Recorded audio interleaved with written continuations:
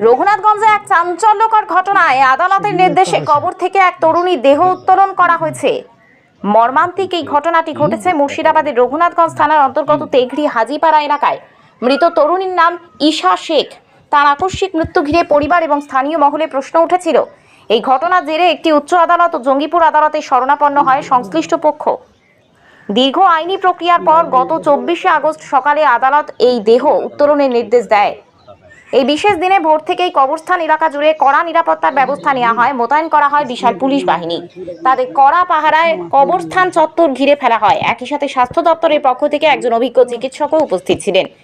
তার প্রত্যক্ষ তত্ত্বাবধানে এবং পুলিশের সহায়তায় কবর খুঁড়ে তরুণীর দেহ মাটি থেকে উপরে তোলা হয়। পুরো প্রক্রিয়াটি অত্যন্ত সংবেদনশীলতার সাথে এবং আইন মেনে সম্পন্ন করা হয়। এরপর আইন অনুযায়ী পরবর্তী পদক্ষেপ হিসেবে দেহটি ময়নাতদন্তের জন্য পাঠানো হবে। জানা গেছে ময়নাতদন্তের জন্য দেহটিকে বর্ধমান মেডিকেল কলেজ হাসপাতালে নিয়ে যাওয়া হবে। এই দেহ উত্তোলনের বিষয়ে রঘুনাথগঞ্জ থানার পুলিশ আগে থেকেই তৎপর ছিল। গত 22শে আগস্ট পুলিশ পরিবারের হাতে একটি আনুষ্ঠানিক নোটিশ তুলে দেয়। সেই নোটিশে দেহ উত্তোলনের দিন ও সময় নির্দিষ্ট করে দেওয়া হয়েছিল। পরিবারকে সেই নির্দিষ্ট সময়ে কবরস্থানে উপস্থিত থাকার জন্য বিশেষভাবে অনুরোধ করা হয়েছিল। কবরস্থান সংলগ্ন এলাকায় এই ঘটনা দেখতে স্থানীয় বাসিন্দাদের ভিড় জমে। তবে পুলিশ প্রশাসনের পক্ষ থেকে পুরো এলাকা ঘিরে কড়া নিরাপত্তা বলয় তৈরি করা হয়েছিল। অপ্রীতিকর পরিস্থিতি এড়াতে এবং সুষ্ঠুভাবে দেহ উত্তোলনের কাজ সম্পন্ন করতে এই নিরাপত্তা ব্যবস্থা গ্রহণ করা হয়। তরুণীর মৃত্যু রহস্য উদ্ঘাটনে এই দেহ উত্তোলন অত্যন্ত গুরুত্বপূর্ণ বলে মনে করছেন সকলে। ময়না তদন্তের রিপোর্ট আসার পরই মৃত্যুর কারণ সম্পর্কে স্পষ্ট ধারণা পাওয়া যাবে বলে আশা করা হচ্ছে। এই ঘটনায় এলাকায় শোকের ছায়া নেমে এসেছে। বধূর দেহ কবর থেকে তোলা হচ্ছে। রঘুনাথগঞ্জে এক গৃহবধূর দেহ কবর থেকে তোলা হচ্ছে। সেই দৃশ্য আপনারা দেখছেন জঙ্গিপুর টাইমসের ফেসবুক লাইভে। আমরা রয়েছি মুর্শিদাবাদ জেলার রঘুনাথগঞ্জের তেঘড়ি হাজিপাড়া এলাকায়। সে এলাকায় এক গ্রামের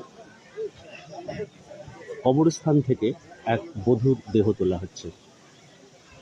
দেখছেন ঘটনাস্থলে রয়েছে পুলিশের আধিকারিকগণ এবং আদালতের কর্মীগণ।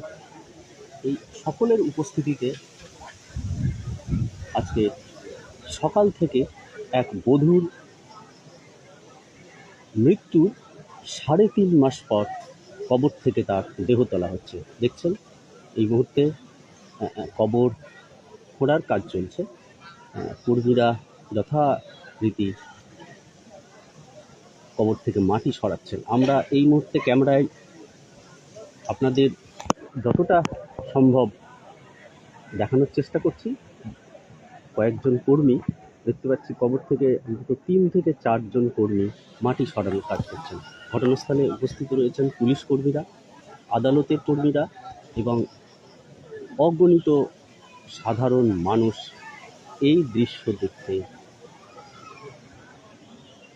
ভিড় জমিয়েছে। অনুষ্ঠানের সেই দৃশ্যটা প্রচুর সাধারণ মানুষ এই দৃশ্য দেখতে পুরো গোরস্থানের চারপাশে, বিশেষ করে এলাকার মহিলারা গোটা এলাকা জুড়ে একেবারে যাকে বলে ভিড় জমিয়েছেন গোরস্থানের চারপাশে। এই দৃশ্য মুর্শিদাবাদ জেলার রঘুনাথগঞ্জ তেঘড়ি এলাকা।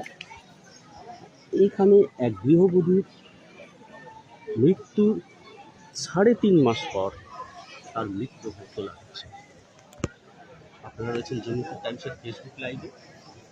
আমরা একটা নির্দিষ্ট দূরত্ব থেকে এই দৃশ্য আপনাদের তুলে ধরার চেষ্টা করছি। আমাদের কিছু পুলিশি এবং সরকারি যে নির্দেশ, সেই নির্দেশ মোতাবেক আমরা একটা নির্দিষ্ট দূরত্ব থেকে এই দৃশ্য আপনাদের দেখাচ্ছি। এখন কবরস্থান থেকে মাটি সরানোর কাজ চলছে।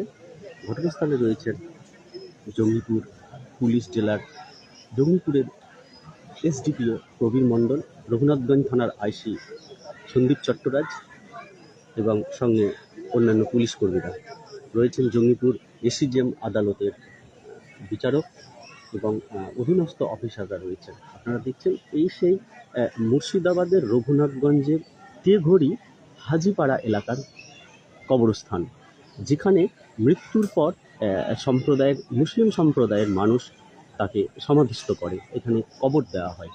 প্রায় 3.5 মাস আগে মুর্শিদাবাদ জেলার রঘুনাথগঞ্জের তেঘড়ি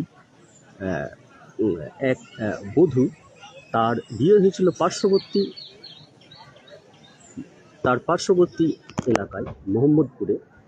সেই মোহাম্মদপুরের তার শ্বশুর বাড়ি থেকে গৃহবধূ ফাতেমা খাতুনের ঝুলন্ত দেহ উদ্ধার হয়।